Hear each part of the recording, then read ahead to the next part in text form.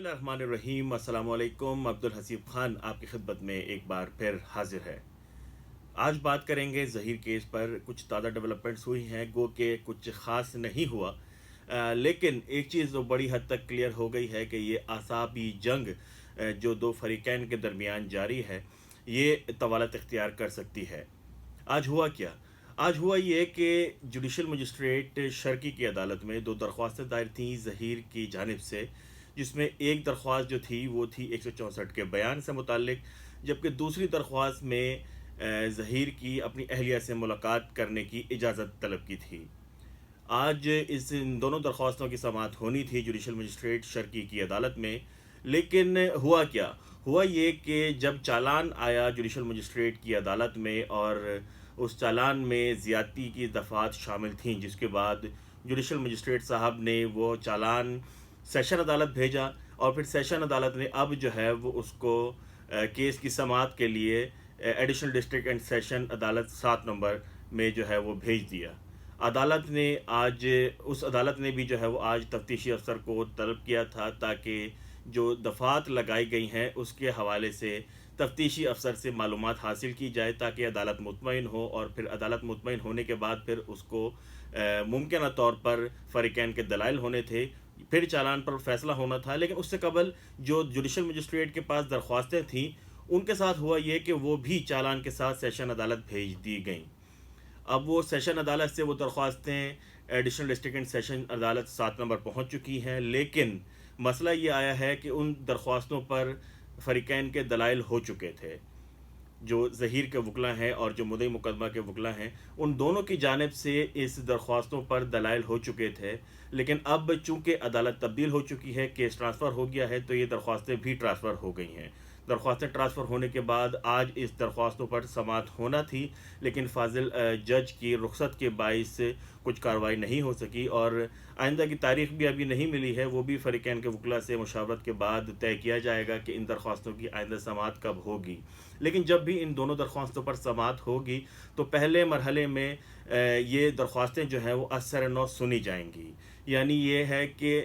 دونوں فریقین دوبارہ سے ان درخواستوں پر دلائل دیں گے، اور اب تک کی جو کارروائی تھی وہ وہیں پر ہی رک جائے گی، اور نئے سرے سے ان درخواستوں کی سماعت ہوگی۔ عدالت دونوں فریقین کے دلائل سنے گی، اور دلائل سننے کے بعد ان درخواستوں پر فیصلہ جاری کرے گی۔ اس سے ہوا یہ کہ جو درخواست پہلے دائر ہو چکی تھی اور ممکنہ طور پر آج ہونے والی سماعت میں ان درخواستوں پر فیصلہ ہونا تھا، اب وہ نئے سرے سے سنی جائیں گی، اور اب جب نئے سرے سے سنی جائیں گی تو بہت ساری نئی ڈیولپمنٹس بھی تب تک ہو چکی ہوں گی۔ چالان سے متعلق جو تفتیشی افسر کو طلب کیا تھا، ممکنہ طور پر تفتیشی افسر کو نئے نوٹسز بھی جاری کیا جائے گا، ان کو دوبارہ بلایا جائے گا، اور پھر ان سے جو ہے وہ معلومات حاصل کرنے کے بعد ممکنہ طور پر ہم یہ کہہ سکتے ہیں کہ جب تک ان درخواستوں پر فیصلہ آئے گا تب تک چالان ڈیسائیڈ ہو چکا ہوگا، اور چالان کا ڈیسائیڈ ہونا ہی جو ہے وہ پھر ان درخواستوں کا رخ طے کرے گا۔ چالان کے اندر اینٹی ہیومن ٹریفکنگ کے سیکشن شامل ہیں، اغوا کے سیکشن شامل ہیں، کم عمر بچے کے اغوا کے سیکشنز ہیں، اس کے ساتھ ساتھ سینٹ چائلڈ میرج ریسٹرین ایکٹ بھی ہے، اور زیادتی کے سیکشنز بھی شامل ہیں۔ تو یہ سیکشنز اگر مینٹین رہتے ہیں تو پھر ممکنہ طور پر ان سیکشنز کا اثر ان درخواستوں پر بھی پڑے گا۔ اس کے ساتھ ساتھ جو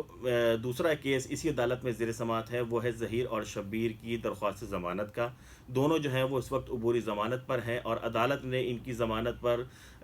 کنفرم کرنے کے لیے جو ہے وہ فیصلہ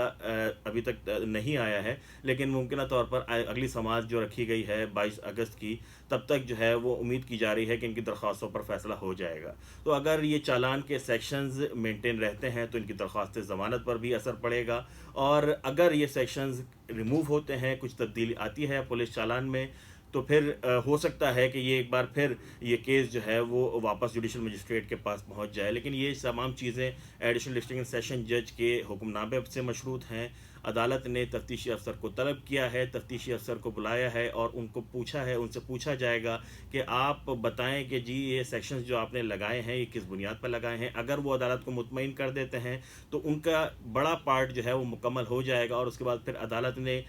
اپنی اسکروٹنی جو ہے وہ کرنی ہے، اور پھر عدالت اگر ضروری سمجھے گی تو فریقین کے وکلا سے دلائل بھی لے گی، ورنہ پھر عدالت اس چالان پر اپنا فیصلہ جاری کرے گی۔ اور اگر یہ چالان منظور کر لیا جاتا ہے تو اس کے بعد پھر اگلا مرحلہ ہوتا ہے کیس کے ٹرائل کا باضابطہ طور پر آغاز، جس کی شروعات جو ہے وہ سپلائی آف کاپیز سے ہوتی ہے،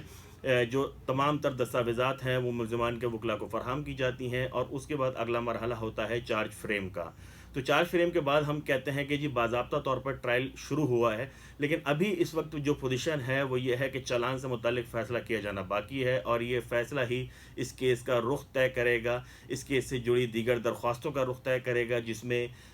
جو ملاقات کی درخواست ہے 164 کا بیان ہے، اس کے ساتھ ساتھ جو ان کی درخواست ضمانت ہے ملزمان کی ظہیر اور شبیر، اس پر بھی جو ہے وہ اس کا رخ جو ہے وہ طے کرے گا۔ آج کی جو سماعت ہوئی، جو معاملات ہوئے، وہ ہم نے آپ کے سامنے رکھے۔ جو ایک طویل جنگ جو ہم دیکھ رہے ہیں کہ اب شروع ہونے جا رہی ہے، کیونکہ جب اس طرح سے عدالتیں تبدیل ہوتی ہیں اور پھر نئے سرے سے کیس شروع ہوتا ہے تو یہ طوالت اختیار کرتا ہے۔ پھر جہاں تک چالان کی بات ہے، تو اگر اس چالان پر فریقین کے دلائل عدالت اگر طلب کرتی ہے تو وہ بھی کم سے کم بھی جو ہے وہ 2 سے 3 پیشیاں اس کے لیے درکار ہوں گی، چونکہ مکمل طور پر 10 صفحے کا چالان ہے، مکمل طور پر چالان پر دلائل دیے جائیں گے، حق میں مخالفت میں دونوں طرف سے دلائل ہوں گے، اور اس کے بعد پھر عدالت فیصلہ کرے گی۔ تو یہ تب ایک سلسلہ جو ہے شروع ہوا ہے، یہ لگتا یہ ہے کہ ایک طوالت اختیار کرے گا، اعصابی جنگ